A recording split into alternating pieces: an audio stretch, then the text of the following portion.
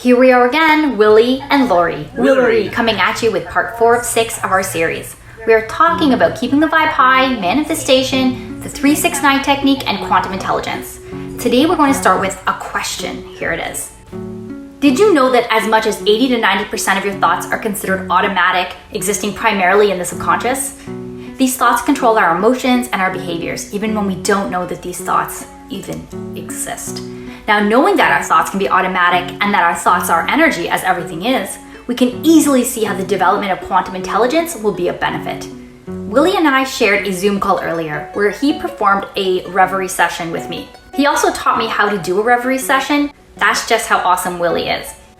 He showed me how to observe and gain insight from my past, from my memories. We store our memories based on how they make us feel or made us feel, so we can access those feelings by accessing the memory and then activating that engram. It can be done for any of the emotions of the emotional tone scale, otherwise known as the Hawkins scale or emotional spectrum, depending on the mode of the session. In future videos, we will demonstrate a reverie session. I strongly believe that you will really love it. I'm about to pass it off to Willy. Willy will go more into the fascinating world of engrams and how they control our actions and behaviors. You may have free will, but you'll have to consciously execute this free will, and often we don't. We simply go with the conditioned response. Okay, without further ado, here's the wonderful Willy. Thank you so much for tuning in. We are so happy to have you as subscribers. Willy's channel is Entertainment Launcher and mine is called The Lori Show. We both became YouTubers to help the world wake up and come into the new earth. Please leave any comments, questions, or suggestions. All is appreciated. We respond to everyone. Thank you so much for the love and support. Have a wonderful day and be positively happy. Mwah. Thank you so much again, Lori. I appreciate your comments and love and like to everybody here. Yes, engrams are like a transmission mechanism, are similar to a transistor in an electrical circuit. Neurons are like microchips, and the engrams are transistors that replicate frequencies. And engrams can take the cell status to theta, wave status, delta, alpha, or gamma. Those waves in the brain is related to the states of sleep. Sleeping states that allow people to have vivid dreams or to go deep into a slumber and deep dreams, and the ability to remember dreams as well. So reverie is a mechanism we can use to take the person from alpha or beta status to theta status. Actually, some people talk about the gamma. Gamma is also a possibility during reverie. However, gamma can deteriorate your vitality. So what we can do is doing a reverie to enable some engrams. There are many types of engrams. The engrams of fear or anger are very easily accessible, very easy to activate. But that's what we don't want. We want to wake up those engrams that are positive.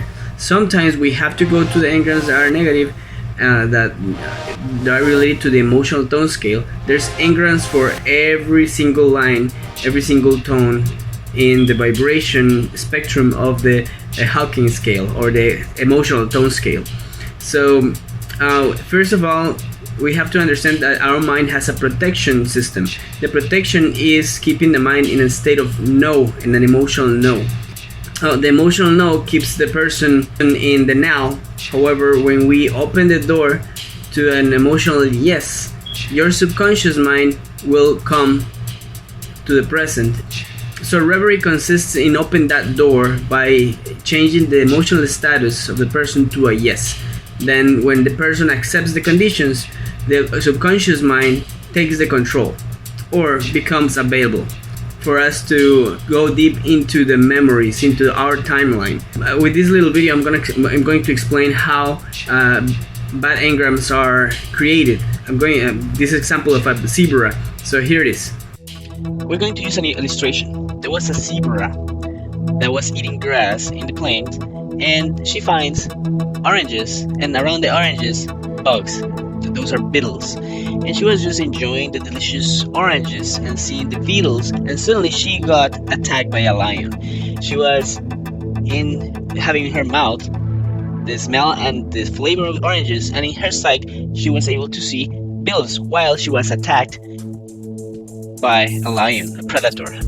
She almost died, however she was able to escape. She got a wound and an engram. So what is an engram?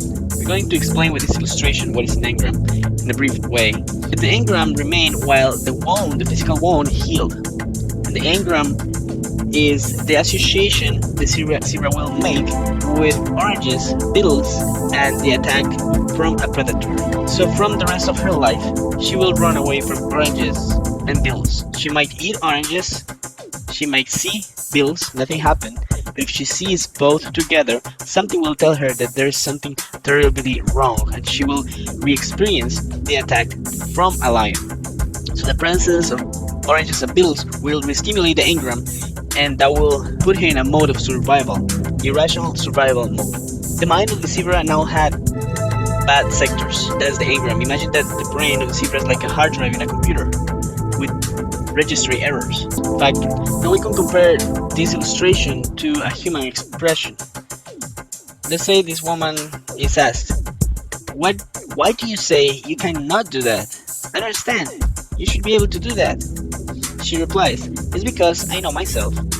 When these situations happen, factors, I react in such ways. It's just who I am. I can't control it. Is that really you? If you cannot control it, is that you? Or something else out of your hands? An engram. That was an example of a negative engram. Now let's see a positive engram, reward engrams. And this is another video explaining that concept. So we're going to ask this question. Who taught birds how to build a nest? Where's that knowledge coming from? It's a talent, inherent talent. How come that happens? Imagine this illustration. A bird is in the cold weather, in the storm, in the snow. The bird flies finding refuge and finds bushes or a tree. Once the bird finds that tree or bushes, immediately is finding a reward, a comfort, a shelter. Less wind, less cold, and immediately associates the better conditions with the multiple branches and straws. That is a reward that associates snow and wind reduction with accumulation of straws and branches. So every time that there's a cold, she will find bushes or trees to find shelter. What if there's no so much branches? Perhaps the engram, the reward engram, will make the bird to make accumulations of straws, so he can or she can create the conditions. Next time there's any storm, bird will start piling straws and little branches to create reward shelter.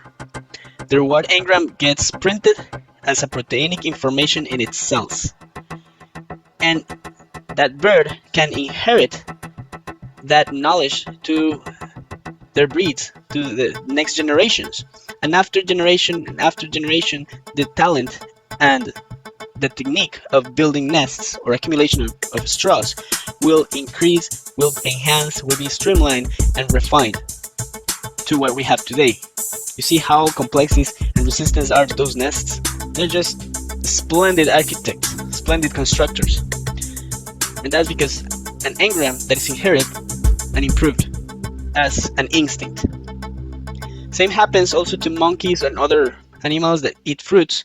They can distinguish the different colors of the fruits and get the reward of more delicious fruits by selecting the color. That's why we humans can see colors, because we had to select the best fruit, like the monkeys. Most animals can't see colors. They don't see colors. On the other hand, we have other type of engrams that goes also as instincts that develops the predatory efficiency. Monkeys and many animals experience mutations with the engrams. Their physical qualities changed. Their DNA changed generation after generation, or maybe in the same individual who experienced the reward type of engram.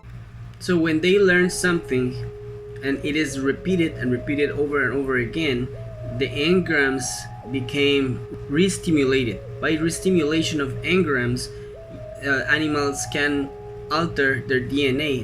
That is a phenomenon called in epigenetics, which involves modifications as a repair process of the DNA in the 5-methylcytosine.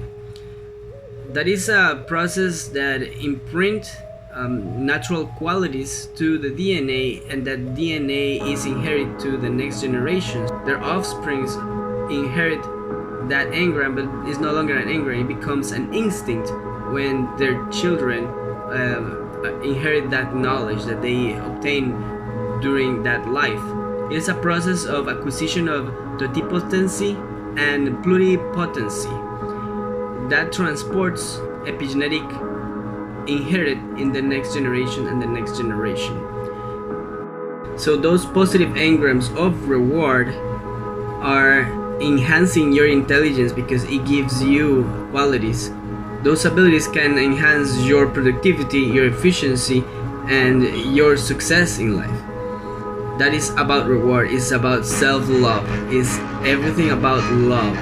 If you love yourself, you love others, and you get that reward back from that love. Every time you do something good, reward yourself, reward others when they do something good.